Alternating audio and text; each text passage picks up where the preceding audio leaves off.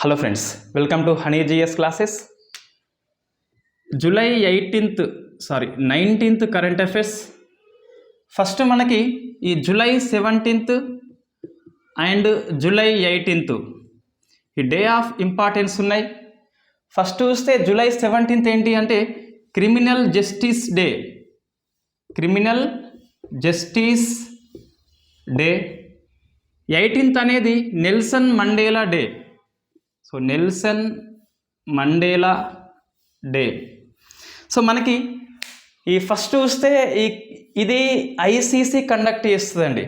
International criminal court అని conduct చేస్తుంది. దీన్ని క్రిమినల్ జస్టిస్ డేని క్రిమినల్ కోర్ట్ అనేది కండక్ట్ చేస్తుంది. మనము ఈ రష్యా ఉక్రెయిన్ యుద్ధంలో రష్యా మీద ఐసీసీలో ఫిర్యాదు వచ్చినప్పుడు ఈ international court of justice and ఐసీసీకి మధ్య డిఫరెన్సెస్ ఏంటి అని చెప్పేసి మనం విపులంగా దీన్ని డిస్కస్ చేసినాం. మళ్ళీ ఇక్కడ అవసరం లేదు డిఫరెన్సెస్ ఏంటి అని చెప్పేసి ఆ వీడియో లింక్ ఇస్తా, చూడండి, ఈజీగా అర్థమవుతుంది. సో ఏంటి మనకి అంటే ఈ క్రిమినల్ జస్టిస్ డేని ఐసీసీ కండక్ట్ చేస్తుంది. రెండింటి హెడ్ క్వార్టర్ మనకి ది హేగ్లో ఉంటుంది. ది హేగ్ ఎక్కడ ఉంది అంటే నెదర్లాండ్లో ఉంది. రైట్. థీమ్ ఏంటి అంటే achieving social justice. Social justice మనం సాధించాలి, సామాజిక న్యాయం సాధించాలి. ఎట్లా అంటే ఫార్మల్ ఎంప్లాయ్మెంట్ ద్వారా సోషల్ జస్టిస్ అనేది సాధించాలి.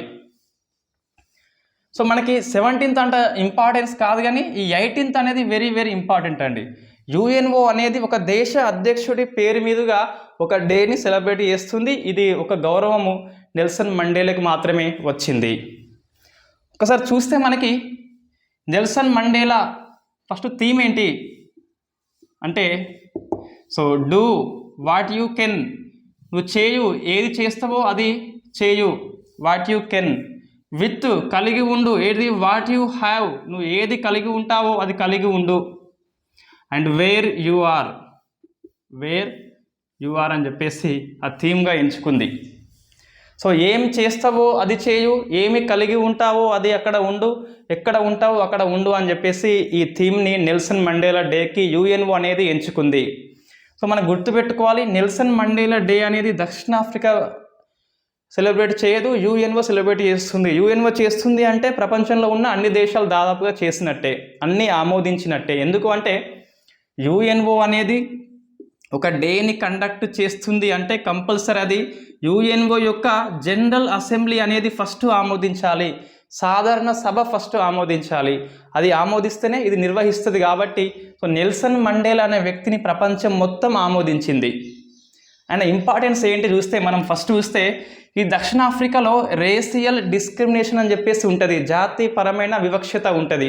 నువ్వు తెల్లగా ఉన్నావు, నువ్వు నల్లగా ఉన్నావు అని చెప్పేసి. ఇటువంటిది ఇండియాలో మనకి క్యాస్టిజం ఉంది, కొద్ది వరకు రిలీజియస్ కూడా ఉంది, కానీ బట్ మనకి ఈ రేసిజం అనేది ఇండియాలో లేదనే చెప్పాలి.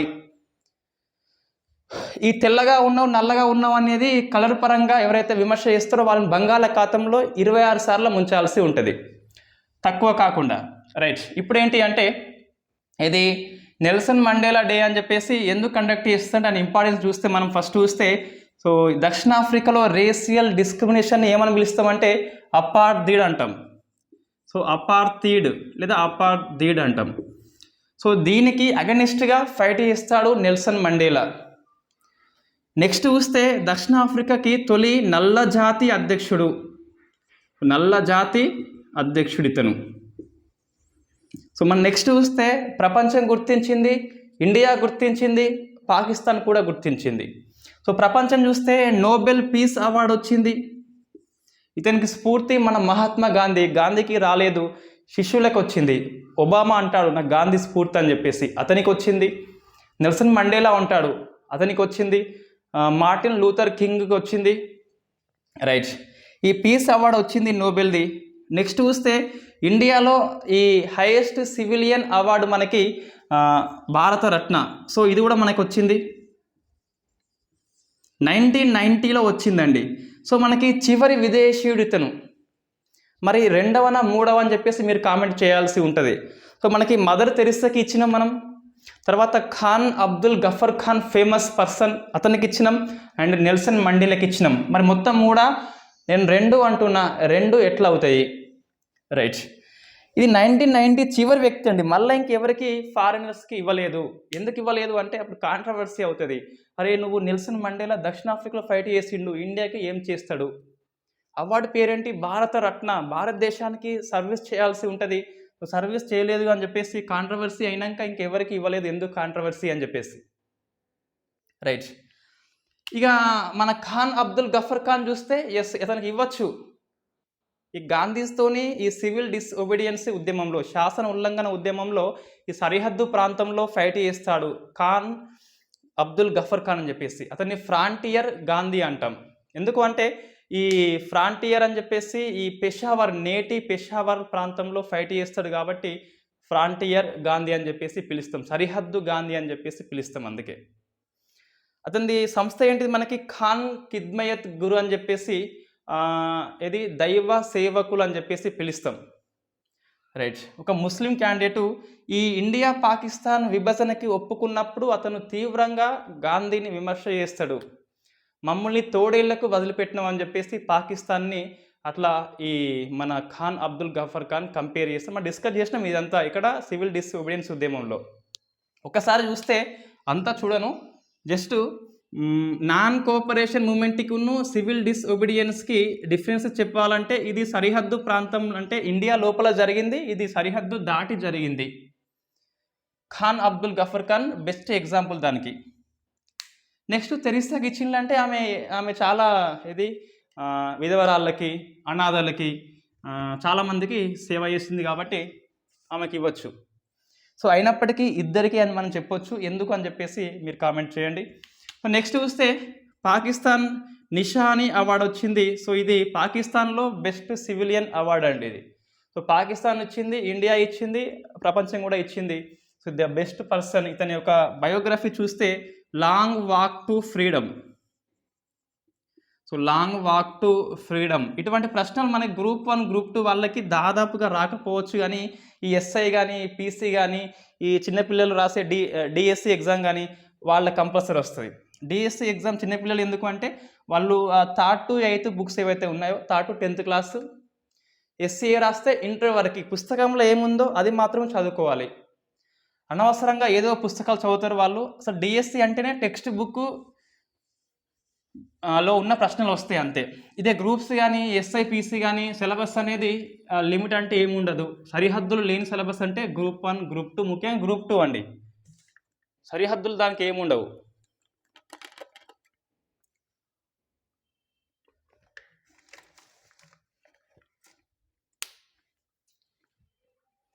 సో ఫస్ట్ మనకి పాలిటీ ప్రెసిడెన్షియల్ ఎలక్షన్స్ మనం అప్డేట్స్ ఇస్తున్నాము. సో మనం గత 3 డేస్గా దీన్ని డిస్కస్ చేస్తున్నామండి. ఎలక్షన్స్ ఎన్నోదివి? 16th, 16వది. సో మనకు వ్యక్తిపరంగా చూస్తే 15వ రాష్ట్రపతి ప్రెసిడెన్షియల్ ఎలక్షన్స్ 16, 15th ప్రెసిడెంట్ కోసము. రైట్, మనకి ఓన్లీ అప్డేట్ ఏంటి అంటే నిన్న ఎలక్షన్స్ జరిగినాయి. సో మొత్తం మనకి ఆర్టికల్ 54 ఏంటిదంటే electoral college. So electoral college ఇది. దీంట్లో పార్లమెంట్ యొక్క ఉభయ సభలకి ఎన్నికైన సభ్యులు అంటే లోక్సభ 543, రాజ్యసభ వచ్చేసి ఎంత 233. సో 245లో 12 మెంబర్స్ నామినేట్ చేస్తారు, వాళ్ళు ఇక్కడ ఎన్నికల్లో పాల్గొన్నారు కాబట్టి. సో మనకి మొత్తం ఎంత? 776 అండి, 776. సో మనకి సెకండ్ది ఏంటిదంటే ఈ రాష్ట్రంలో అండ్ యూటీలో, యూటీ మీన్స్ ఇక్కడ ఢిల్లీ అండ్ పుదుచ్చేరి, జమ్మూ కాశ్మీర్ ఇక్కడ మనకి పేర్కొనలేదు 54లో. సో మనకి చూస్తే ఇక్కడ మొత్తం 4033 అండి వాళ్ళు. అంతకుముందు 4120 ఉండే, అంటే 87 మైనస్ అయింది. 87 ఎవరంటే జమ్మూ కాశ్మీర్ వాళ్ళని లేపారేషన్లు అంటే తీసిపారేషన్లు. యూటీ అయింది కాబట్టి తీసిపారేషన్లు. వాళ్ళని చేర్చాలి కదా అంటే 54లో చేర్చలేదు. మీకు ఇది ఇంకా అర్థం కావాలి చాలామందికి. ఏంటిదంటే ఈ 54 ఆర్టికల్లో ఏముంటుంది మనకి? ఒరిజినల్గా టెక్స్ట్ చూస్తే ఒకటి పార్లమెంట్కి డైరెక్ట్గా ఎలక్షన్ అయిన వాళ్ళు ఉంటారు 776. ఇది కాంట్రవర్సీ ఏం లేదు. సెకండ్ క్లాస్ ఏముంటుందంటే అన్ని రకాల స్టేట్స్ అని ఉంటుంది, అంటే అసెంబ్లీకి ఎన్నికైన వాళ్ళని ఉంటుంది. సో నెక్స్ట్ మనకి ఈ 70 కాన్స్టిట్యూషనల్ అమెండ్మెంట్ యాక్ట్ ద్వారా 1992లో అనుకుంటా మొత్తం మీద.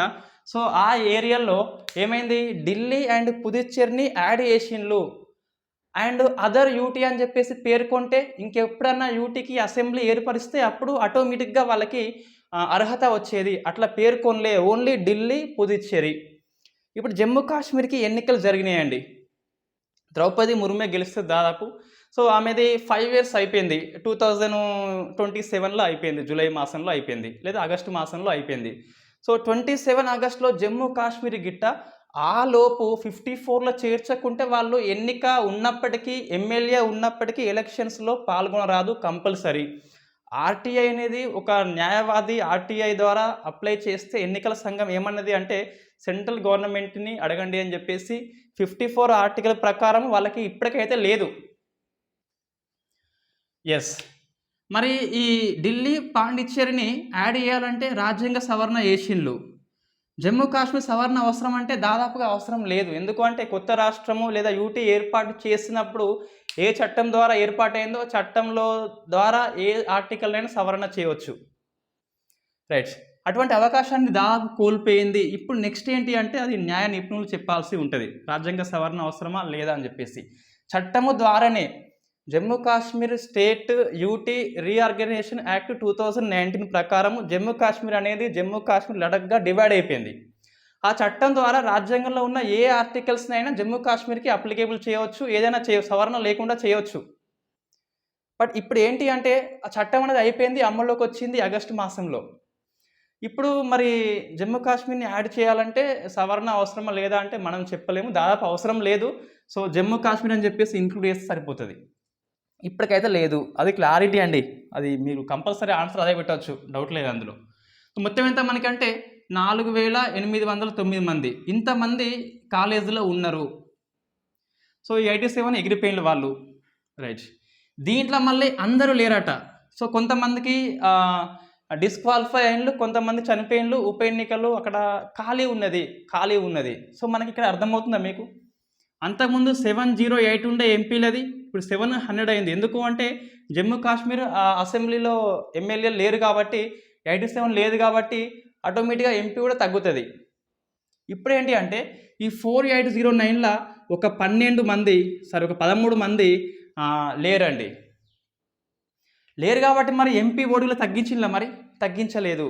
అంటే ఏంటిది, ఈ మెంబర్స్లో కూడా ఈ 4809 జమ్మూ కాశ్మీర్ వాళ్ళని యాడ్ చేయలేదు. ఆ ఖాళీ ఉండొచ్చు కానీ ఫస్ట్ అయితే యాడ్ చేయవచ్చు ఇక్కడ. సో మనకి చూస్తే ఒక 5 అనేవి ఈ రాజ్యసభలో ఖాళీ ఉన్నాయట కాబట్టి వాళ్ళు ఓటు వేయలేదు. నెక్స్ట్ ఒక 6 అనేది ఎమ్మెల్యేలు ఈ ఉప ఎన్నికల కారణంగా డిఫరెంట్ రీజన్స్ వల్ల వాళ్ళు రాజీనామా చేసినలు కావచ్చు, లేదా చనిపోయిన కావచ్చు, మొత్తం మీద అవి ఖాళీ ఉన్నాయి. ఒక 2 మాత్రం వాళ్ళ పేర్లు మనం గుర్తుపెట్టుకోవాలి. సో ఫస్ట్ చూస్తే అనంత కుమార్ అండి, మొత్తం 13 మంది ఓటు చేయలేదు. అంటే ఈ 13 మంది ఈ ఎన్నికల దళంలో లేరు. కారణం ఏంటి అంటే 5 ఖాళీ ఉన్నాయి, 6 ఖాళీ ఉన్న ఎమ్మెల్యేస్, ఒక 2 మాత్రం అనంత కుమారు అండ్ మహేంద్ర.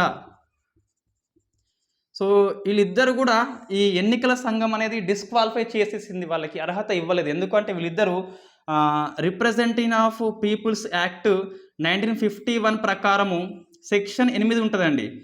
సో ఎన్నికల్లో అక్రమాలకు పాల్పడ్డప్పుడు, క్రిమినల్ నేరం ఉన్నప్పుడు వాళ్ళకి డిస్క్వాలిఫై చేస్తారు. ఆ రకంగా వీళ్ళకి ఓటు హక్కు అనేది ఇవ్వలేదు. అనంత్ కుమారు, మహేంద్రలు ROP 51 చట్టం ప్రకారము, ప్రజాప్రతినిధి చట్టం ప్రకారము సెక్షన్ 8 ప్రకారం వీళ్ళు క్రిమినల్ నేరం ఉంది కాబట్టి డిస్క్వాలిఫై అయింది కాబట్టి వాళ్ళకి ఓటు హక్కు అనేది ఇవ్వలేదు. ఈ పేరు మనం గుర్తుపెట్టుకోవాలి, Anant Kumar and Mahendra. So section 8 ప్రకారం వీళ్ళకి ఇవ్వలేదు. వాళ్ళు 2 ఏళ్ళు జైల్లో ఉంటున్నట్టు ఇప్పటికి కూడా. రైట్, మళ్ళీ చెప్తున్నా, పీడీ యాక్ట్ కింద అరెస్ట్ అయితే వాళ్ళకి ఓటు హక్కు ఉంటుంది. మామూలుగా పీడీ యాక్ట్ కాకుండా జైల్లో ఉంటే వాళ్ళకి ఓటు హక్కు అనేది ఉండదు. బట్ పోటీ చేయవచ్చు, మళ్ళీ పోటీ అనేది చేయవచ్చు. రైట్, ఇది మనకి అండి. అయితే ఇప్పుడు ఏంటి, మనకి ఎంతమంది మరి ఉన్నారంటే ఇక్కడ 4809లకి ఈ 13 తీసేయండి, ఎంత వస్తే అంత, ఎంత 6, 9, 7, 4 ఇంతమంది ఓటింగ్లో ఉంటే మొత్తం మీద 99.12 మంది ఓటేసినలట. అయినా వాళ్ళందరూ ఓటు హక్కు వినియోగించుకోలేదని చెప్పాలి. అంటే రాష్ట్రపతి ఎన్నికల్లో నిర్బంధ ఓటు హక్కు అనేది లేదని చెప్పాలి మనం.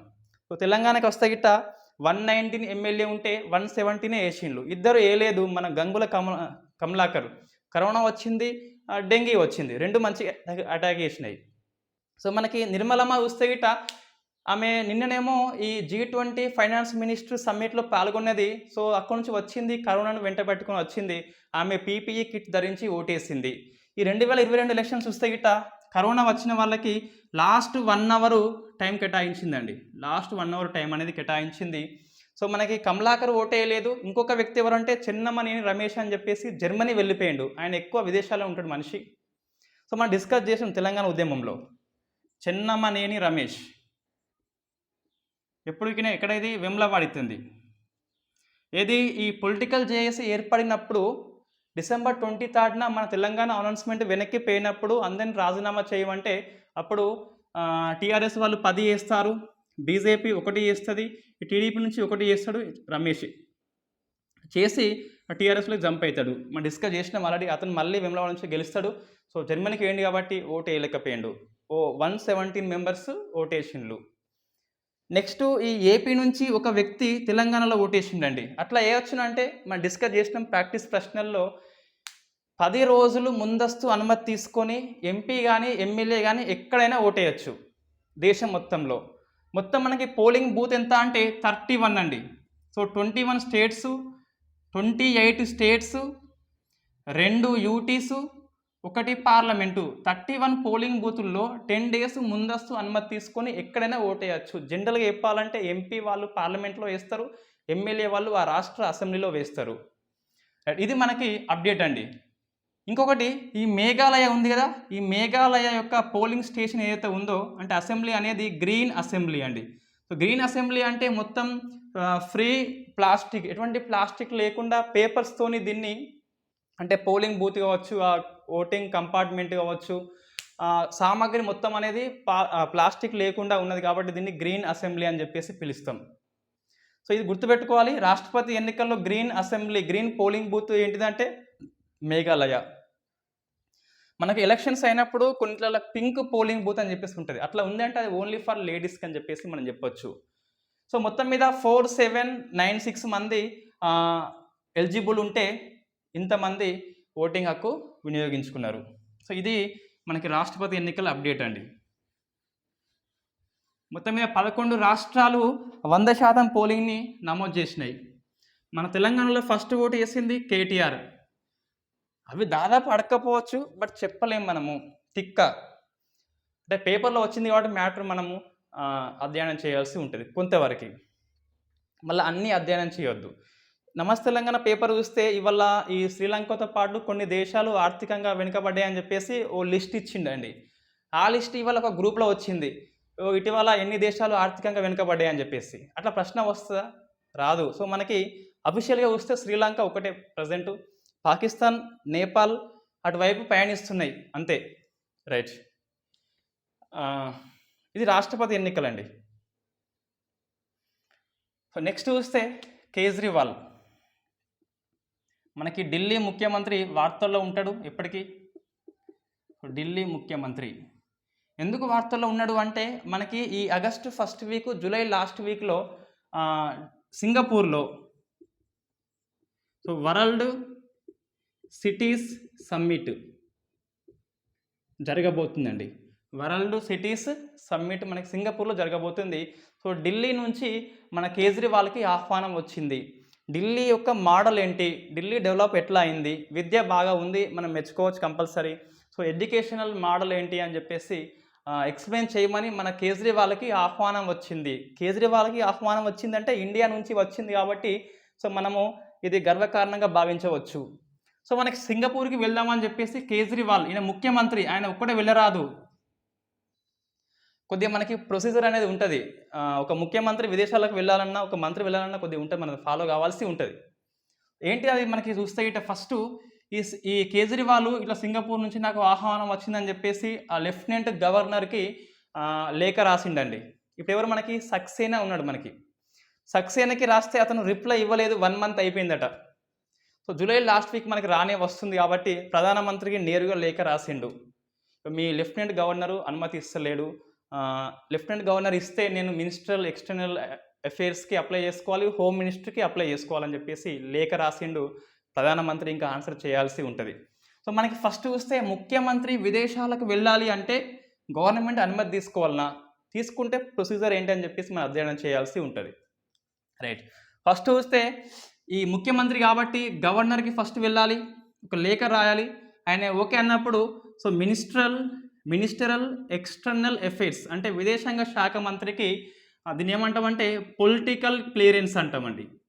సో పొలిటికల్ క్లియరెన్స్ తీసుకోవాలి ఎవరి దగ్గర? మినిస్టర్ ఎక్స్టర్నల్ అఫైర్స్ అంటే మన జైశంకర్ దగ్గర తీసుకోవాల్సి ఉంటుంది. సో నెక్స్ట్ తర్వాత FCRA clearance, so foreign contribution regulation act అని చెప్పేసి దీని దగ్గర తీసుకోవాలి. సో దీనికి ఇచ్చేది ఎవరు అంటే మనకి హోమ్ మినిస్ట్రీ ఇస్తుంది. మనం డిస్కస్ చేసినాం ఆల్రెడీ. హోమ్ మినిస్ట్రీ అనేది ఇటీవల ఈ FCRA కింద 1 లక్ష నుంచి 10 లక్షలకి పెంచింది, 1 మంత్ నుంచి 3 మంత్స్కి పెంచింది FCRA యొక్క ఫండ్స్ అనేది. రైట్, ఇవి రెండు తీసుకున్నాక అంతిమంగా క్యాబినెట్ సెక్రటరీకి చెప్పాలి. మళ్ళీ వెళ్ళంగయ్య పోతున్నా బై బై టాటా అని చెప్పేసి సెక్రటరీ కూడా చెప్పిపోవాలి. మనకి 4 ఉంటాయి. ఫస్ట్ ఏంటిదంటే హెడ్ అండి. సో సీఎంకి హెడ్ ఎవరు అంటే మనకి ఇన్ఫ్యాక్ట్ గవర్నర్ అండి. మన కేసీఆర్ గిట్ట దుబాయ్ పోవాలి అంటే ఈజీగా పోరాదు. ఫస్ట్ తమిళిసై దగ్గరికి వెళ్ళి అప్లై చేసుకోవాలి, నెక్స్ట్ ఈ పొలిటికల్ క్లియరెన్స్ తీసుకోవాలి, నెక్స్ట్ FCRA తీసుకోవాలి, నెక్స్ట్ మనం వెళ్ళంగా కూడా సెక్రటరీకి చెప్పే పోవాలి. సో మనకి ఇది ప్రాసెస్ అండి. ఒకవేళ ఎవరన్నా ప్రభుత్వ ఉద్యోగి పోవాలంటే గిట్ట సేమ్ మళ్ళీ ఫస్ట్ అలా హెడ్ ఇక్కడ LG అక్కడ ఎవరో మొత్తం మీద హెడ్ ఉంటారు, ఆ హెడ్కి చెప్పాలి. నెక్స్ట్ మళ్ళీ same process ministry of external affairs, home ministry and cabinet secretary ఇట్లనే ఉంటుంది కంపల్సరీ. కానీ ఒక లాయర్స్ జడ్జెస్ మాత్రం ఇటీవల మన NV రమణ సింగపూర్ పోయినాడు, లండన్ పోయినాడు కదా. సో ఆయన వ్యక్తిగత హోదాలో పోయిండు, మనం అందుకే దాన్ని డిస్కస్ చేయలేదు క్లాసులలో. అట్లా పోయినప్పుడు అనుమతి అనే అవసరం లేదు. రైట్, గవర్నమెంట్ ప్రోగ్రామ్ కాబట్టి ఇట్లా అనుమతి తీసుకోవాల్సి ఉంటుంది. సో మనకి ఈ ప్రశ్న వస్తుందంటే మేబీ రాకపోవచ్చు, కానీ ఈ వరల్డ్ సిటీ సమ్మిట్ అనేది వార్తల్లో ఉంటుంది మనకి. ఎందుకంటే కేజ్రీవాల్కి ఇంకా అనుమతి ఇవ్వలేదు. రైట్, వాస్తవంగా నరేంద్ర మోడీ సీఎంగా ఉన్నప్పుడు అమెరికా వాళ్ళు ఇతనికి వీసా క్లియరెన్స్ ఇవ్వరండి. అమెరికా నుంచి ఆహ్వానం వస్తుంది, అమెరికా గవర్నమెంట్ ఇవ్వదు. సో కారణాలు మనకి ఇక్కడ అవసరం లేదు, కాంట్రవర్సీ రీజన్స్ అవన్నీ. సో అప్పుడు గవర్నమెంట్లో ఉన్న ప్రతి ఒక్కరూ మోడీకి సపోర్ట్ చేసినారు. సో ఎందుకంటే ఒక ప్రపంచంలో ఉన్న గొప్ప కంట్రీ సింగపూర్ మనకి కేజ్రీవాల్కి ఆహ్వానం ఇచ్చింది అంటే ఇండియా యొక్క గర్వకారణం అది. సో కేజ్రీవాల్ యొక్క ప్రభుత్వం అయినప్పటికీ ఇండియా పాయింట్ ఆఫ్ వ్యూలో చూస్తే మనకి గర్వకారణం అది. రైట్, సో నెక్స్ట్ ఇది ఎప్పటికీ మనకి వార్తల్లో ఉంటుంది. సో మైనారిటీ స్టేటస్ అనేది ఎలా ఇస్తారు ఇండియాలో? సో మళ్ళీ మనకి వార్తల్లో వచ్చిందండి. సో మనకి ఫస్ట్ చూస్తే మొన్న ఇటీవల అశ్విని ఉపాధ్యాయ అని చెప్పేసి ఇప్పుడేమో ఠాకూర్ అని చెప్పేసి ఇద్దరు మనకి కోర్టులో కేసు వేసినారు. ఈ హిందువులు కొన్ని స్టేట్స్లలో మైనారిటీ ఉన్నారు, వాళ్ళకి స్టేటస్ ఇవ్వాలని చెప్పేసి. జమ్మూ కాశ్మీర్లో హిందువులు మైనారిటీ ఉన్నారు, పంజాబ్లో మైనారిటీ ఉన్నారు, నార్త్ ఈస్ట్ స్టేట్లో ఎక్కువ రాష్ట్రాల్లో మైనారిటీ ఉన్నారు అని చెప్పేసి వాళ్ళకు ఇవ్వకుండా ఈ సిక్కులకు ఇవ్వడం ఏంటి? మేఘాలయ ఉంది, క్రిస్టియన్స్ ఎక్కువ ఉంటారు, క్రిస్టియన్స్ మైనారిటీ ఇవ్వడం ఏంటి? పంజాబ్ ఉంది, సిక్కులు ఎక్కువ ఉంటారు, సిక్కులకు ఇవ్వడం ఏంటి అని చెప్పేసి కోర్టులో కేసు వేసినారు. సో మనకి సుప్రీంకోర్టు క్లియర్గా చెప్పిందండి. ఏమని చెప్పింది అంటే ఫస్ట్ మనం ఏమి దీనిలో అబ్జర్వ్ చేయాలి అంటే ఈ ప్రశ్న మనకి నెంబర్ ఆఫ్ టైమ్స్ పేపర్లో వస్తుంది కాబట్టి మనం దీన్ని అధ్యయనం చేయాల్సి ఉంటుంది. సో ఫస్ట్ చూస్తే రాజ్యాంగంలో ఏముంది, నెక్స్ట్ సుప్రీంకోర్టు ఇది గవర్నమెంటు ఎట్లా ఉంది దీని పట్ల, నెక్స్ట్ సుప్రీంకోర్టు ఏమని చెప్పింది, మనం 3 యాంగిల్లో దీన్ని అధ్యయనం చేయాల్సి ఉంటుంది. సో రాజ్యాంగము లేదా చట్టము, ప్రభుత్వం కావచ్చు, లేదా సుప్రీంకోర్టు ఈ స్టాండ్ ఎలా ఉంది, స్టేటస్ ఎవరు ఇవ్వచ్చు, ఎలా ఇవ్వచ్చు అని చెప్పేసి. మన రాజ్యాంగ పరంగా చూస్తే మనకు మైనారిటీ అనే పదం అనేది మొత్తం మీద 3 ఆర్టికల్లో మెన్షన్ చేయడం జరిగింది. 3 ఆర్టికల్లో. So 29 article, 30 article and 350B article.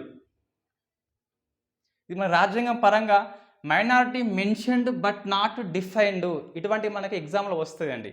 ఈ ఇండియన్ పాలిటీ పేపర్ చూస్తే ఇట్ట కొన్ని కీవర్డ్స్ మనం పట్టుకోవాలి. Mentioned but not defined, not mentioned but described, లేదా మెన్షన్డ్ నాట్ డిఫైన్డ్ అని చెప్పేసి ఇట్లా వస్తుంది మనకి ప్రశ్న అనేది. లేకుంటే ఒరిజినల్ కాన్స్టిట్యూషన్ ప్రకారం ఏంటి అని చెప్పేసి, అంటే సవర్ణ అయినాక వేరే ఉంటుంది, ఒరిజినల్గా వేరే ఉంటుంది. యాజ్ పర్ ఇండియన్ కాన్స్టిట్యూషన్ అన్నప్పుడు వేరే ఉంటుంది, అట్లా లేనప్పుడు వేరే ఉంటుంది. రాజ్యాంగం ప్రకారము అన్నప్పుడు కింద ఆన్సర్ వేరే వస్తుంది, అట్లా లేనప్పుడు ఆన్సర్ వేరే వస్తుంది. మనం నిన్న డిస్కస్ చేసినాం ఆల్రెడీ. రాష్ట్రపతి ఎన్నికకి ఈ లోక్సభ, రాజ్యసభ జనరల్స్ అని చెప్పేసి ఆర్డర్లో ఉంటారు. ఇది పరంపర, సాంప్రదాయం, ఇది రాజ్యాంగ పరంగా లేదు. ఈ ప్రోటమ్ స్పీకర్గా ఆ పార్లమెంట్ సభ్యులలో సీనియర్ సభ్యుడే ఉండాలని చెప్పేసి ఒక పరంపర, అది రాజ్యాంగంలో లేదు అటువంటిది. సో ఒరిజినల్ అన్నప్పుడు ఆన్సర్ కాదు వస్తుంది.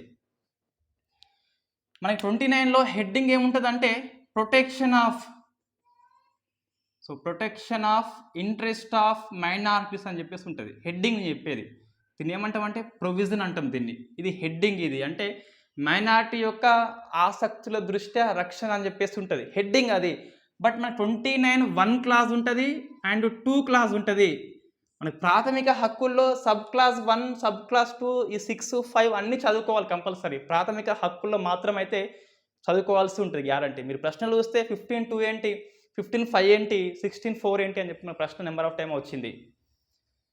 సో 29(1) ఏమంటుందంటే ఎనీ సెక్షన్ ఆఫ్ ఏంటిది, ఎనీ సెక్షన్ ఆఫ్ సిటిజన్స్ అంటున్నా. నేను ఇక్కడ మైనారిటీ అంటలేను, నేను ఇది నా రాజ్యాంగం చెప్పట్లేదు, యాజ్ పర్ ఇండియన్ కాన్స్టిట్యూషన్ చెప్తున్నా. చాలామంది డౌట్ వస్తుంది ఇది ఇట్లా చెప్తున్నాను. So any section of citizens అని చెప్పేసి ఉన్నది. వీళ్ళు వాళ్ళ లాంగ్వేజ్ కానీ, వాళ్ళ స్క్రిప్ట్ లిపి కానీ, లేదా కల్చర్ రక్షించుకోవచ్చు. ఏమంటున్నా, ఎనీ సెక్షన్ ఆఫ్ సిటిజన్ అంటే సిటిజన్స్ అంటే ఇండియన్స్, పౌరులు. వాళ్ళు ఏ సెక్షన్ అయినప్పటికీ వాళ్ళకి లాంగ్వేజ్ ఉండి, వాళ్ళకి స్క్రిప్ట్ ఉండి, వాళ్ళకి కల్చర్, సంస్కృతి ఉంటే వాళ్ళు దాన్ని రక్షించుకోవచ్చు. నెక్స్ట్ 29(2) అంటే ఏంటంటే నో సిటిజన్ ఆఫ్ ఇండియా. ఏంటిది, డెనీ అంటే నిరాకరించుట. Admissions into institutions, government funding ఇచ్చే ఇన్స్టిట్యూషన్లో అడ్మిషన్స్ అనేది కులము, మతము, జాతి, రేసు ప్రాతిపదికన నిరాకరణ చేయవద్దు ఏ ఒక్క సిటిజన్కి కూడా. డెనీ చేయొద్దు అని చెప్పేసి ఉంటుంది.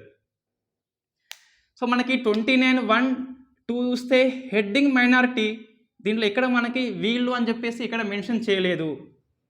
అది ఇది ఎవరికైనా, any citizen of India. So next 30 చూస్తే మైనారిటీస్ ఎవరైతే ఉంటారో ఆ మైనారిటీస్ ఎడ్యుకేషనల్ ఇన్స్టిట్యూషన్స్ అనేది స్థాపించుకోవచ్చు. ఎస్టాబ్లిష్ అండ్ అడ్మినిస్టర్ అంటే స్థాపించుకోవచ్చు, నిర్వహించుకోవచ్చు. సో ఎడ్యుకేషనల్ ఇన్స్టిట్యూషన్స్ అనేవి ఎస్టాబ్లిష్మెంట్ అండ్ అడ్మినిస్టర్, నిర్వహణ కూడా చేసుకోవచ్చు. ఎవరు, మైనారిటీస్ అని చెప్పేసి ఉన్నది. బట్ వీళ్ళు అని చెప్పేసి ఎక్కడా లేదండి. 350B ఏంటిదంటే ఒక ఎవరు, special officer for linguistic minority, భాషా పరంగా మైనారిటీ ఉన్న వాళ్ళకి ఒక ప్రత్యేకమైన అధికారిని రాష్ట్రపతి అపాయింట్మెంట్ చేయవచ్చు. 350B మనకి మైనారిటీ అని చెప్పేసి ఇక్కడనే కనిపిస్తుంది, బట్ దేంట్లో మనకు వీళ్ళు అని చెప్పేసి మెన్షన్ చేయలేదు. So minority mentioned in 3 articles but not defined in any places. మళ్ళీ చెప్తున్నా, 29(1)లో మైనారిటీ లేదు, any section of the citizens అంటే. సో దీని ప్రకారం మనకి ఇప్పుడు తీర్పు వస్తుందండి. సో ఇది మనకి రాజ్యాంగంలో ఉంది. నీకు ఏమర్థమైంది అంటే మైనారిటీ అనే పదము నిర్వచనము లేదు, రైట్. చట్టం చూస్తే గిట్ట national commission for minority act 1992 ప్రకారము కొంతమందిని 1993లో అనౌన్స్మెంట్ చేసింది, వీళ్ళు మైనారిటీ అని చెప్పేసి నేషనల్ లెవెల్లో. ఎవరు వాళ్ళు, ముస్లిమ్స్, క్రిస్టియన్స్, ఇంకెవరు, బౌద్ధులు, సిక్కులు, పార్సీలు. అంటే ఇంకా 2014లో జైనా కూడా యాడ్ చేసింది. సో ముస్లిమ్స్, క్రిస్టియన్స్, బౌద్ధులు, సిక్కులు, పార్సీలు అండ్ జైనులు మొత్తం ఎన్ని ఉన్నాయి మనకి? 1 2 3 4 5 6 రిలీజియస్ ఏవైతే ఉన్నాయో అవి మైనారిటీ. నేషనల్ లెవెల్లో చట్టం ప్రకారము సెక్షన్ 2C ఉంటుందండి. ఈ 2C ప్రకారం సెంట్రల్ గవర్నమెంటే అనౌన్స్మెంట్ చేస్తుంది. సో దీన్ని ఇప్పుడు మన ఠాకూర్ కానీ లేకుంటే అశ్విన్ ఉపాధ్యాయ కానీ కోర్టులో కేసు వేస్తున్నారు, ఇది రాజ్యాంగబద్ధత ఉన్నా లేదని చెప్పేసి. సో మనకి సుప్రీంకోర్టు ఏమంటుందంటే, మనకు ఫేమస్ కేసు ఉన్నాయి, TMA Pai foundation versus state of Karnataka and Bal Patel versus union of India. ఒకటి స్టేట్ కేసు, ఒకటి ఇండియా కేసు, ఇవి రెండు మనం రిఫరెన్స్ తీసుకుంటాము. దీని ప్రకారము ఒక రాష్ట్రాన్ని యూనిటీగా తీసుకొని, సో మనకి ఏంటిది, స్టేట్ బేసిల్లో భాషాపరమైన మైనారిటీ కావచ్చు లేదా మతపరమైన మైనారిటీ కావచ్చు, రాష్ట్రమే డిక్లేర్ చేయవచ్చు. అంటే ఇవి ఏంటి ప్రాతిపదిక? స్టేట్ ప్రాతిపదికన స్టేట్ని తీసుకొని భాషాపరమైన మైనారిటీ, మతపరమైన మైనారిటీ అనేది అనౌన్స్మెంట్ చేయవచ్చు స్టేట్ అనేది.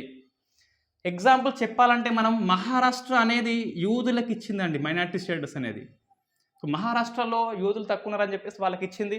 కర్ణాటక స్టేట్ అనేది తెలుగు వాళ్ళకి ఇచ్చింది, మలయాళం వాళ్ళకి ఇచ్చింది, ఉర్దూ వాళ్ళకి ఇచ్చింది, హిందీ వాళ్ళకి ఇచ్చింది, ఇంకెవరికి ఇచ్చింది, ఇంకా అంటే మొత్తం మీద ఈ కర్ణాటకలో ఏంటి మనకి ఎక్కువ అంటే కన్నడం ఉంటుంది. కన్నడం కాకుండా మిగతా వాళ్ళందరికీ కూడా లింగ్విస్టిక్ మైనారిటీ స్టేటస్ అనేది ఇచ్చింది.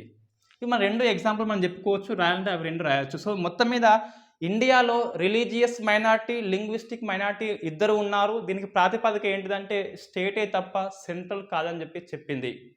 సెంట్రల్ కూడా చేసుకోవచ్చు, స్టేట్ కూడా చేసుకోవచ్చు, ఇద్దరు మనం చేసుకోవచ్చు అని చెప్పేసి ఆన్సర్ రాయాల్సి ఉంటుంది. ఇది అండి, రాజ్యాంగంలో ఇది ఉన్నది, చట్టంలో ఇది ఉన్నది, కోర్టు ఇది చెప్పింది. అంతిమంగా ఏంటిదంటే, సో పంజాబ్లో సిక్కులకు ఇవ్వడము హాస్యాస్పదం అవుతుంది, చట్టాన్ని మోసగించినట్టే. ఎందుకు? సిక్కులు మెజార్టీ ఉంటారు. అదే మేఘాలయలో క్రిస్టియన్స్కి ఇవ్వడం కూడా ఏంది హాస్యం అవుతుంది, ఎందుకంటే క్రిస్టియన్స్ ఎక్కువ ఉంటారు కాబట్టి. సో ఇటువంటిది ఉంటుంది కాబట్టి రాష్ట్రాలకే ఇవ్వాలని చెప్పేసి మనం సమర్థిస్తూ రాయొచ్చు. ఇవి రెండు బెస్ట్ ఎగ్జాంపుల్స్. ఎందుకు ఇవ్వద్దు అని చెప్పేసి ఇచ్చిన వాళ్ళు ఎవరు అంటే ఇది రెండు cases, state and central. So చట్టం ఇది రైట్. మళ్ళీ 29(1)(2)లో మైనారిటీ అని చెప్పేసి పదాన్ని మెన్షన్ చేయలేదు. సో దీని ప్రకారము సిటిజన్స్ ఎనీ సెక్షన్ అయినప్పటికీ కూడా లాంగ్వేజెస్, స్క్రిప్ట్ని, సో మీరు ఇది ఆన్సర్ చేయండి. భాషకి లిపికి డిఫరెన్సెస్ ఏంటి? సో రెండు ఒకటేనా, వేరు వేరా? స్క్రిప్ట్ అండ్ లాంగ్వేజెస్కి డిఫరెన్సెస్ ఏంటి అని చెప్పేసి ఆన్సర్ చేయండి. రైట్, ఇది మనకి సుప్రీంకోర్టు ఇవాళ క్లియరెన్స్ ఇచ్చింది, మనకి హిందూ పేపర్లో మంచిగానే ఇచ్చినాడు. రైట్, నెక్స్ట్ ఏంటి అంటే మనము so artificial intelligence Lok Adalat. Right, artificial intelligence అంటే కృత్రిమ మేధను ఉపయోగించి లోక్ అదాలత్ని స్టార్ట్ చేసిన స్టేట్ ఏంటి అంటే రాజస్థాన్ అండి. మనకి ఈ జైపూర్లో నల్సా మీటింగ్ కండక్ట్ చేస్తున్నాడు మన ఎన్వి రమణ, మనం డిస్కస్ చేసినాం already. National legal service authority అని చెప్పేసి 1987 చట్టం ద్వారా ఏర్పడింది. ఇది 39A ప్రకారం ఫ్రీ లీగల్ ఎయిడ్ అందిస్తుంది, లోక్ అదాలత్ని కండక్ట్ చేస్తుంది. నేను డిస్కస్ చేసినాం ఆల్రెడీ. సో ఇదే రాజస్థాన్లో నిన్న ఆర్టిఫిషియల్ ఇంటెలిజెన్స్ అని చెప్పేసి కృత్రిమ మేధను ఉపయోగించి Lok Adalat first time conduct చేస్తారు. సో ఇది ఏ సంస్థ అంటే టెక్నాలజీ చేసింది? So Jupitice justice technology. గుర్తుపెట్టుకోవాలి, అంటే అంత అవసరం లేదు, స్టేట్ పేరు గుర్తుపెట్టుకోవాలి. So technology, so Jupitice justice technology అనేది ఇటువంటి టెక్నాలజీని డెవలప్మెంట్ చేసింది, డిజైన్ కూడా అదే చేసింది. సో అది మనకి వార్తల్లో ఉంది. So Lok Adalat. Next so Ganesan వార్తల్లో ఉన్న వ్యక్తి. ఈయన ఎవరు అంటే, సో మనకి ఈ వెస్ట్ బెంగాల్ గవర్నర్ ఎవరు అంటే జగదీప్ ధన్కడ్ అంటాం. సో ధన్కర్ లేదా ధన్కడ్. రైట్, అతను ఈ రాజస్థాన్ స్టేట్ మనం డిస్కస్ చేసినాం ఆల్రెడీ. గెలిస్తే గిట్ట Lok Sabha chairman and Lok Sabha speaker, Rajya Sabha chairman ఇద్దరు కూడా రాజస్థాన్ వాళ్ళే ఉంటారు. Jat community, OBC community, first OBC vice president of India అయ్యే అవకాశం ఎక్కువ ఉంటుంది. ఓకే, ఫస్ట్ చూస్తే ఇతను రాజీనామా చేసినాడు. ఎస్, రాజీనామా ఎవరికి ఇవ్వాలి? రాష్ట్రపతికి ఇవ్వాలి. ఎందుకు? ఆయన గవర్నర్ కాబట్టి రాష్ట్రపతికి ఇచ్చినాడు. రాష్ట్రపతి మళ్ళా ఏ ఆర్టికల్ 155 ఆర్టికల్ ప్రకారము ఈ వెస్ట్ బెంగాల్కి ఈ గణేషన్ని అపాయింట్మెంట్ చేసినాడు. ఆల్రెడీ ఇతను ఈ మణిపూర్ కూడా ఉన్నాడు గవర్నర్గా. అంటే మణిపూర్ స్టేట్కి గవర్నర్గా ఉన్న గణేషన్ని వెస్ట్ బెంగాల్కి అదనపు రెస్పాన్సిబిలిటీ అనేది ఇచ్చిండు. ఎవరు? మన రాష్ట్రపతి ఇచ్చినాడు 155 ఆర్టికల్ ప్రకారము. సో మనకి ఇది వార్తల్లో ఉన్న అంశం ఏంటి అంటే ఒక వ్యక్తి 2 రాష్ట్రాలకి ఉమ్మడి గవర్నర్గా ఉండొచ్చు అంటే ఎస్ ఉండొచ్చు. మనకి నరసింహను ఏపీ అండ్ టీఎస్గా ఉన్నాడు. 2014 జూన్ 2న వచ్చింది ఇక్కడికి. సో ఏది తెలంగాణ రాష్ట్రం అప్పుడు ఏమైంది? ఏర్పడింది. సో ఎన్నాళ్ళలో వేసిన ఉదయం అని చెప్పేసి ప్రసంగిస్తాడు. ఈయన ఏపీకి వేనాక హృదయం బద్దలైంది, కళ్ళు లోపలికి అని చెప్పేసి ఇది బాధాకరము విభజన అని చెప్పి చెప్తాడు. ఈయన ఉమ్మడి గవర్నర్ ఇతను. సో ఏపీకి టీఎస్కి ఎవరు? నరసింహన్ అని చెప్పేసి. అట్లనే మనకి ఎవరు? ఈ గణేషన్ అని చెప్పేసి ఎవరికి? ఈ మణిపూర్కి వెస్ట్ బెంగాల్కి ఉన్నాడు. మనకేం ప్రశ్న వస్తుంది అంటే ఇది చూసినప్పుడు ఒక ప్రొఫెసర్ చూస్తే గిట్ట ఒక క్వశ్చన్ ఇవ్వచ్చు. ఏమి ఇవ్వచ్చు అంటే ఒక వ్యక్తి 2 రాష్ట్రాలకు ఉమ్మడి గవర్నర్గా ఉండొచ్చు అంటే 153 ఆర్టికల్ని సవరణ చేస్తారు, ఉండొచ్చు. 7th కాన్స్టిట్యూషనల్ అమెండ్మెంట్ యాక్ట్ 1956 ద్వారా దీన్ని చేర్చినారు, ఉండొచ్చు. అట్లా ఉంటే సాలరీ అనేది ఎవరు నిర్ణయిస్తారు? సో మనకి ఇది కాంట్రవర్సీ క్వశ్చన్ అండి. చాలామందికి క్లారిటీ ఉండదు ఇక్కడ. ఫస్ట్ ఏంటిదంటే ఒక వ్యక్తి ఎవరు? గణేషన్ అనుకోండి. ఒక వ్యక్తి ఎందుకు? సో గణేషను మణిపూర్కి అండ్ వెస్ట్ బెంగాల్కి ఉన్నాడు. గణేషన్ యొక్క సాలరీ ఎవరు నిర్ణయిస్తారంటే రాష్ట్రపతి కాదు, పార్లమెంటు. సో పార్లమెంటే నిర్ణయిస్తుంది. ఎందుకు అంటే రాష్ట్రపతి కానీ ఉపరాష్ట్రపతి కానీ గవర్నర్ కానీ వాళ్ళ జీతభత్యాలు అనేది పార్లమెంటు తగ్గించలేదు కానీ పెంచుకోవచ్చు. సో ఇప్పుడు ఎంత ఉందంటే 3,50,000 అనుకోండి. ఇది పార్లమెంటు ఇంత అని చెప్పింది. ఆ ఇంత అని చెప్పినాక ఇది ఎవరు ఇవ్వాలంటే ఈ 2 రాష్ట్రాలు అనేది పంచుకోవాలి. ఆ పంచుకోవడం యొక్క నిష్పత్తి అనేది రాష్ట్రపతి నిర్ణయిస్తాడు. ఇవి 2 సేమేనా? కాదు. ఈ ప్రశ్న మనకు వచ్చిందండి ఇంతకుముందు. ఒక గవర్నరు 2 రాష్ట్రాలకు ఉమ్మడిగా ఉంటే గిట్ట అతని జీతభత్యాలు పార్లమెంటే నిర్ణయిస్తుంది. అయితే ఆ పార్లమెంటు యొక్క జీతం అనేది ఏ నిష్పత్తిలో పంచుకోవాలి అన్నప్పుడు రాష్ట్రపతి డిసైడ్ చేస్తాడు. రాష్ట్రపతి ఎట్లా నిర్ణయిస్తే అంత. దేని ఆధారంగా అంటే నీ జనాభా అని చెప్పొద్దు. జనాభా లేదు, పాడలేదు ఇక్కడ. రాజ్యాంగంలో నాట్ మెన్షన్డ్. రాజ్యాంగం సైలెంట్గా ఉంది. సో మేబీ జనాభా అని చెప్పేసి మనకు అనిపిస్తుంది, బట్ అది కారణం కాదు. రాష్ట్రపతి ఇష్టం. నేను చెప్పేది రాష్ట్రపతి అనేది ఒక గవర్నర్ 2 రాష్ట్రాలకు ఉన్నప్పుడు ఇంత సాలరీ ఈ రాష్ట్రం ఇవ్వాలి, ఇంత సాలరీ ఈ రాష్ట్రం ఇవ్వాలని చెప్పి షేర్ చేస్తాడు. దేని ఆధారంగా అంటే మనకు రాజ్యాంగంలో ఏమీ లేదు. రైట్. సో మనకి డిసైడ్ చేసేది ఎవరు అంటే పార్లమెంటు. అంత దాన్ని ఎవరికి ఎంత పంచాలని చెప్పేది రాష్ట్రపతి.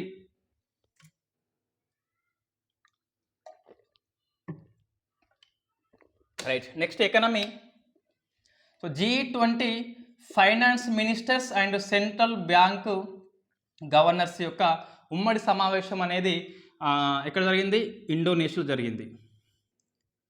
సో మనకి మొన్న విదేశాంగ మంత్రులు జరిగింది ఇక్కడనే. ఒకటి అండి, G20 సమ్మిట్ మనకి ఈ దేశాలు ఉంటాయి నేతలు వీళ్ళు స్టార్ట్ అయ్యకంటే ముందు ఫస్ట్ ఈ ఫారెన్ మినిస్టర్స్, నెక్స్ట్ ఈ G20 ఫైనాన్స్ మినిస్టర్ వాళ్ళ మీటింగ్ అయినాక మన మోడీ వాళ్ళు వెళ్ళి మళ్ళీ కలుసుకుంటారు ఇక్కడ బాలీలో. సో ఇక్కడ బాలి ఇక్కడ జరిగింది మీటింగ్ అనేది. సో ఇక్కడ చూస్తే మన ఇండియా నుంచి చూస్తే ఫైనాన్స్ మినిస్టర్ ఎవరు? నిర్మలమ్మ పోయింది. నిన్న ఓటేసింది అంటే ఎస్ పోయి వచ్చింది. వచ్చేటప్పుడు ఒక్కటి రాలేదు, కరోనాను వెంట పెట్టుకొని వచ్చింది. సో మనకి PPE కిట్ వేసుకొని ఓటేస్తుంది. ఫోటో మనం చూసినాం పేపర్లలో. రైట్. మన సెంట్రల్ బ్యాంక్ ఏంటిది? RBI ఎవరు? శక్తికాంత దాస్ కూడా పోయి ఇద్దరు ఆ మీటింగ్లో పాల్గొన్నారు. సో మనకి ఇక్కడ ఒక ఒప్పందం ఏంటి అంటే ఈ bank of Indonesia and RBI మధ్య మెమోరాండం ఆఫ్ అండర్స్టాండింగ్ అవగాహన ఒప్పందం జరిగింది.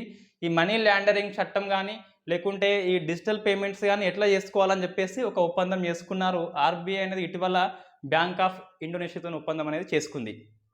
రైట్, ఇది మనకి G20 మినిస్టర్స్. మనకి G20 యొక్క సో గవర్నమెంట్ హెడ్స్ మీటింగ్ అనేది జరగబోయేది కూడా ఇక్కడ ఇండోనేషియాలోని బాలి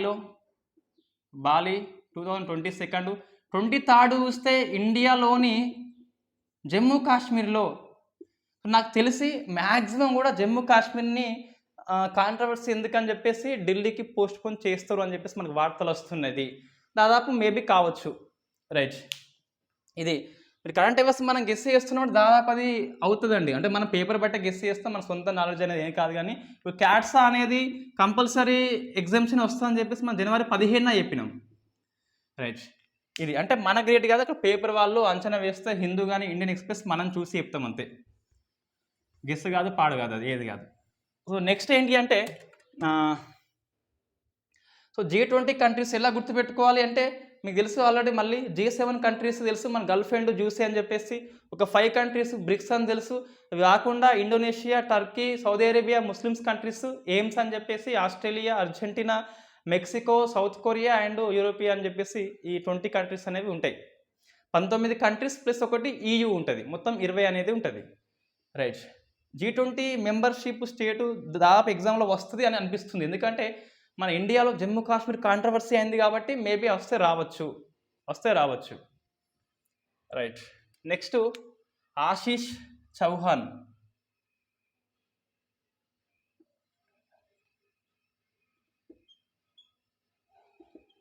సో మనకి ఏంటిదంటే ఇది ఈ నేషనల్ స్టాక్ ఎక్స్చేంజ్ యొక్క ఎండీగా అపాయింట్మెంట్ అయిండు. దాదాపు రాకపోవచ్చు ఎగ్జామ్లో, కానీ ఈ సెబీ అనేది ఆమోదించింది అండి. Security and exchange board of India అని చెప్పేసి అది ఈ NSE యొక్క MD అండ్ CEOగా ఈ చౌహాన్ని అపాయింట్మెంట్ చేసింది, సెబీ అనేది ఆమోదించింది. సెబీ మనకి చైర్మన్ ఎవరు అంటే ఆమె మాధవి పూరి అండి. సో మాధవి పూరి అని చెప్పేసి మనకి తొలి మహిళా చైర్మన్, తొలి ప్రైవేట్ బ్యాంక్ నుంచి వచ్చిన చైర్మన్ ఈమె. ICICI నుంచి తొలి యంగెస్ట్ ఉమెన్ మాధవి పూరి అని చెప్పి సెబీకి ఈమె ఇంపార్టెంట్, అదంతా రాకపోవచ్చు. నెక్స్ట్ మనకి మళ్ళీ ఒకటి దొరికింది, బట్ మనం అన్ఫార్చునేట్లీ ఈ ఏది మినిమం సపోర్ట్ ప్రైస్ మన క్లాస్ చేసి ఉన్నాం మనము. ఈ ఖరీఫ్ సీజన్లో 14 పంటలకి సెంట్రల్ గవర్నమెంట్ అనేది MSP అనౌన్స్మెంట్ చేసింది. అప్పుడు నేను క్లాస్ చేసి ఉన్న MSP అనేది ఎట్లా చేస్తారు అని చెప్పేసి నేను లింక్ ఇస్తా, అది చూస్తే మీకు ఈజీగా అర్థమవుతుంది. మళ్ళీ అవసరం లేదు, చెప్పింది మళ్ళీ చెప్పొద్దు ఇక్కడ. రైట్, MSP అని చెప్పేసి ఇప్పుడు ఎందుకు వార్తలో ఉందంటే మనకి సంజయ్ అగర్వాల్ కమిటీ అండి. సో సంజయ్ అగర్వాల్ కమిటీ ఇది నిన్న సెంట్రల్ గవర్నమెంట్ అనేది రాత్రి ఇతన్ని అపాయింట్మెంట్ చేసింది, సంజయ్ అగర్వాల్ కమిటీ అని చెప్పేసి. ఇతను ఎవరు అంటే వ్యవసాయ శాఖకి మాజీ కార్యదర్శి ఇతను. ఈ కమిటీలో మొత్తం ఇంకా ఒక 28 మెంబర్స్ ఉన్నారండి. ఇతను కాక 28 మెంబర్స్ ఉన్నారు. అందులో 20 మెంబర్స్ ఏమో గవర్నమెంట్ నుంచి ఉంటారు, ఒక 8 రైతులు ఉంటారు, అంటే రైతుల రిప్రజెంటేటివ్స్ ఉంటారు. ఈ 8లో కూడా ఒక 3 సంయుక్త కిసాన్ మోర్చా వాళ్ళకి ఇస్తుంది అవకాశం. ఎందుకు అంటే మనకి ఈ రైతు చట్టాలని చెప్పేసి ఉన్నాయి, మనకి 3 మనం డిస్కస్ చేసినాం. మనకి ఫామ్ లాస్ అని చెప్పేసి, ఆ ఫామ్ లాస్ ఏమున్నాయి, కాంట్రవర్సీ ఎక్కడ ఉన్నది, వాళ్ళ ధర్నా ఏంటి అని చెప్పేసి ఫామ్ లాస్ అనేది లాస్ట్కు మోడీ సారీ చెప్పి క్షమించండి అని చెప్పేసి ఏమైంది, రద్దయిపోయింది.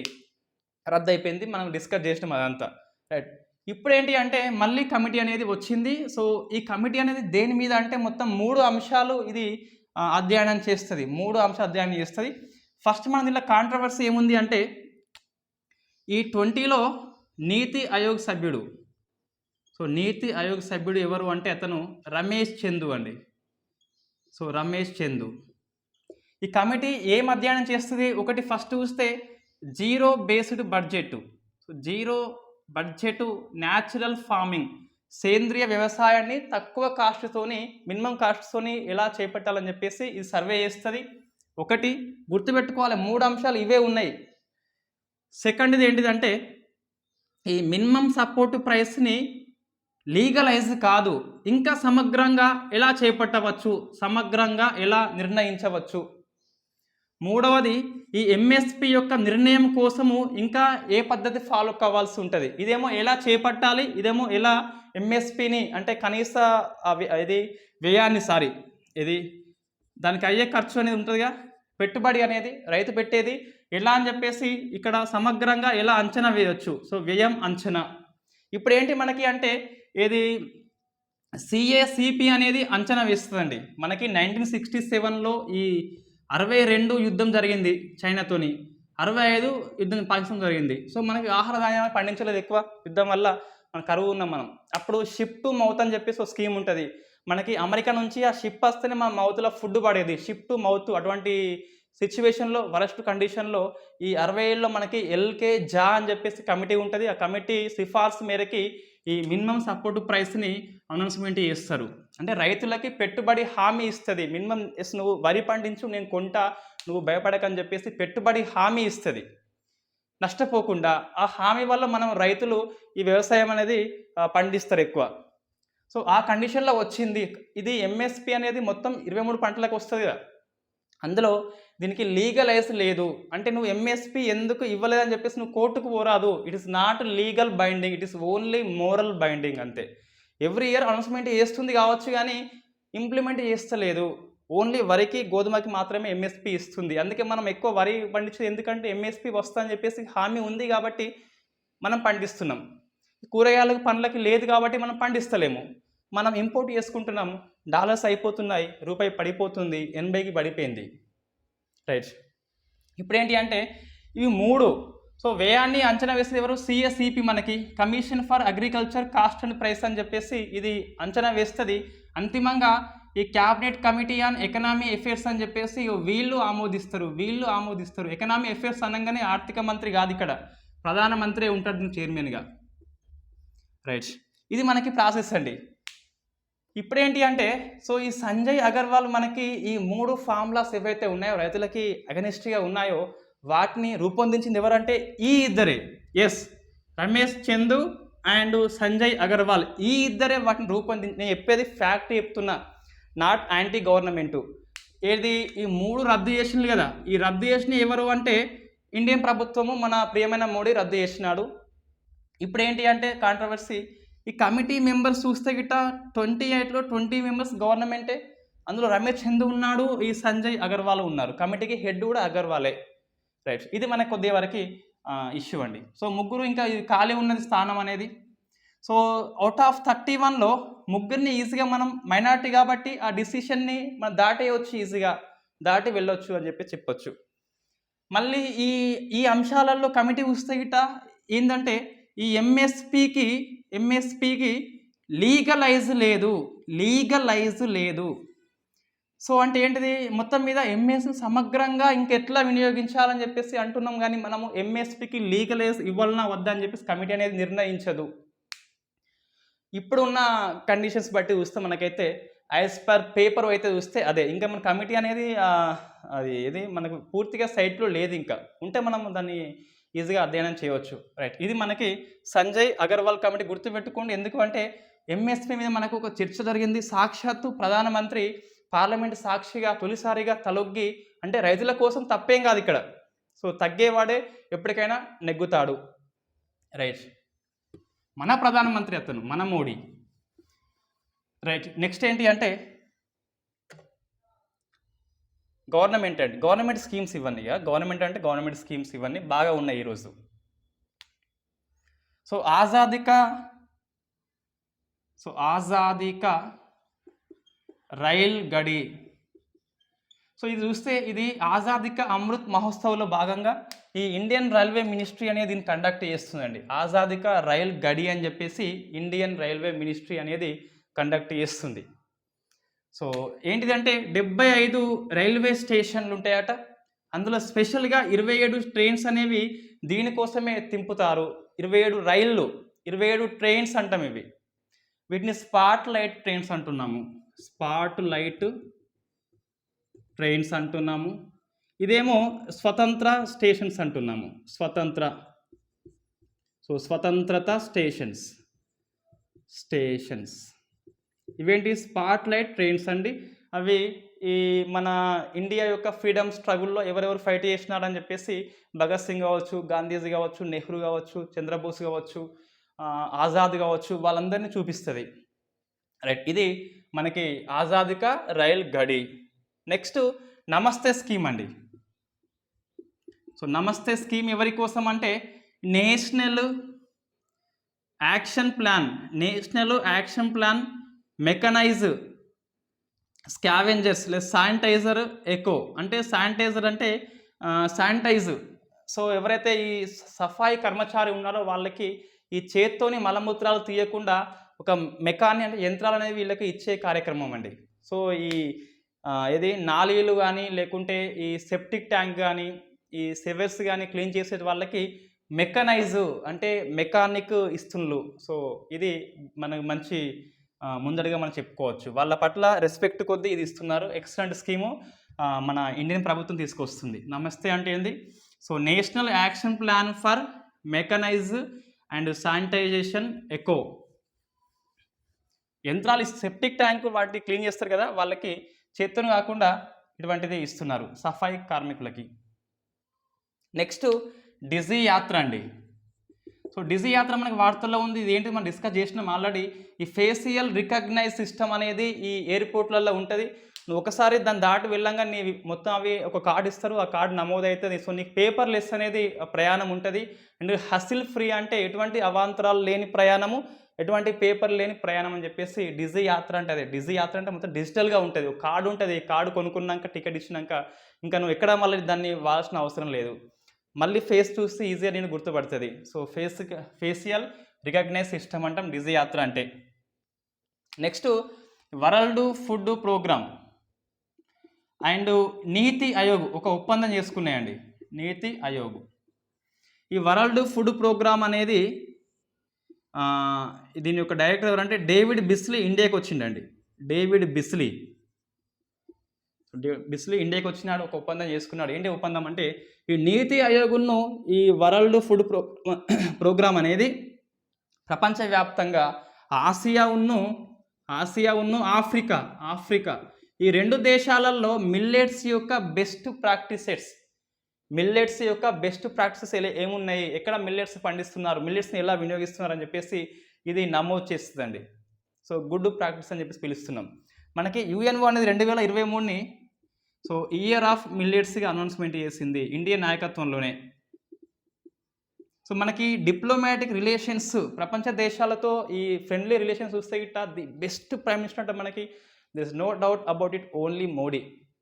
వాజ్పేయి కంటే కూడా మంచి స్నేహ సంబంధాలు కంటిన్యూ చేస్తాడు. సౌదీ అరేబియా అంటాడు, ఇటు ఇరాన్ అంటాడు, రెండింటిని స్నేహంగా చూస్తాడు. రష్యా అంటాడు, అమెరికా అంటాడు.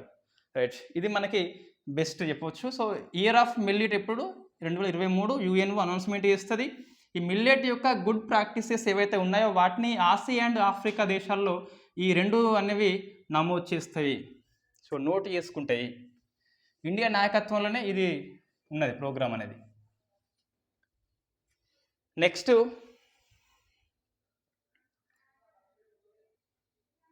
సో రాజ్ శుక్లా వార్తల్లో ఉన్నాడు. తొలిసారిగా ఒక లెఫ్టినెంట్ జనరల్ యూపీఎస్సి సభ్యుడిగా అపాయింట్మెంట్ అయ్యండి. So UPSC public service commission first time ఒక లెఫ్టినెంట్ జనరల్ అనేది ఇతను మాజీ నియామకం పొందిండు. మన యూపీఎస్సి కరెంట్ అఫైర్స్ చూస్తే ఇటీవల ఎవరు యూపీఎస్ చైర్మన్గా అని ఎవరు అంటే మనోజ్ బోని.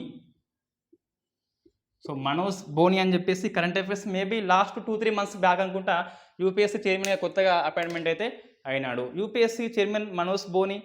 మనోజ్ పాండే ఎవరు అంటే మనకి ఆర్మీ చీఫ్, బంగ్లాదేశ్ పెయిండు ఒప్పందాలు చేసుకుంటున్నాడు. ఈ మనోజ్ కుమార్ ఎవరు అంటే మనకి ఈ ఖాదీ అండ్ విలేజ్ ఇండస్ట్రీస్ కమిషన్గా నిన్న అపాయింట్మెంట్ అయినాడు. మనం డిస్కస్ చేసినాం already. So khadi village industries commission. Next ఒక ఇద్దరు మనకి స్పోర్ట్స్ పర్సన్స్ వార్తల్లో ఉన్నారండి. సో మీరజ్ లేదా మైరజ్ అహ్మద్ ఖాన్. ఈయన ఈ స్కీట్ షూటింగ్లో గోల్డ్ మెడల్ అండి. ఫస్ట్ ప్రపంచవ్యాప్తంగా ఈ వరల్డ్ ఛాంపియన్షిప్ జరుగుతుంది షూటింగ్లో. అందులో స్కీట్ షూటింగ్లో గోల్డ్ వచ్చింది very first person in India. Skeet shooting అంటే ఒక మట్టి ఉంటుంది, మట్టి కుండ పైకి ఎగిరేస్తే వీడు చిన్న దాంతో గురి చూసి కొట్టాల్సి ఉంటుంది. సో మనకి గోల్డ్ వచ్చింది ఈ మైరేజ్ అహ్మద్ ఖాన్. స్కీట్ అంటే ఏంటిదంటే ఇదే మనం చిన్నప్పుడు చూస్తాం, బండ ఎగిరేస్తే మళ్ళీ బండ కొట్టాల్సి ఉంటుంది దానికి. ఇక్కడ గన్ ఉంటుంది, అక్కడ కుండ ఉంటుంది, కొట్టాల్సి ఉంటుంది. మనడు కొట్టింది కాబట్టి అవార్డు వచ్చింది, gold award. So Mairaj Ahmad Khan అని చెప్పేసి. Next Shelley Fraser. సో ఈమె జమైకా అండి. సో షెల్లీ ఫ్రేజర్ అని చెప్పేసి జమైకా ఉంది. ఈమె 100 మీటర్స్లో గోల్డ్ వచ్చింది. సో మరి ఎందుకు ఇంపార్టెన్స్ అంటే చూస్తే ఈమె తల్లి అండి, ఒక బిడ్డకు తల్లి అయినప్పటికీ గోల్డ్ వచ్చింది 100 మీటర్స్లో, స్వర్ణం వచ్చింది. సో వెరీ వెరీ ఇంపార్టెంట్ ఆమె జమైకా వచ్చింది. ఈమెను ఏమంటామంటే మనము సో పేపర్ వాళ్ళు లేడీ బోల్ట్ అంటున్నారు. ఎందుకు? స్వర్ణం వచ్చింది కాబట్టి 100 మీటర్స్లో. మరి బోల్ట్కు స్వర్ణం వచ్చినప్పుడు మెన్ షెల్లీ అని చెప్పేసి అంటున్నా. సో మిథాలీ రాజ్ ఉంది, ఎక్సలెంట్గా ఆడుతుంది క్రికెట్. లేడీస్ సచిన్ అంటున్నాము, కోహ్లీ బాగా ఆడుతుండు, మెన్ స్మృతి మందాన అంటున్నా. లేడీ బోల్ట్ ఏంటి అర్థం కాదు. ఈమె షెల్లీ ఫ్రేజర్ అంతే. Shelly Fraser, that is the importance of the Fraser. Lady Bolt అంటే బోల్ట్కే ఎక్కువ ఇంపార్టెన్స్ ఉన్నది. లేడీ ఈమె కంటే బోల్ట్కే ఎక్కువ ఇంపార్టెన్స్ ఉంది. బోల్ట్ స్వర్ణం వచ్చినప్పుడు మెన్ షెల్లీ అని చెప్పేసి అంటున్నారంటే అనరు. దిట్ ఇస్ ద లింగ వివక్షత అంటాం. నరాన మనకి అది ఏది జీర్ణించకపోయింది. రైట్, ఇది current affairs July 19. So July 19 current affairs. Thank you very much.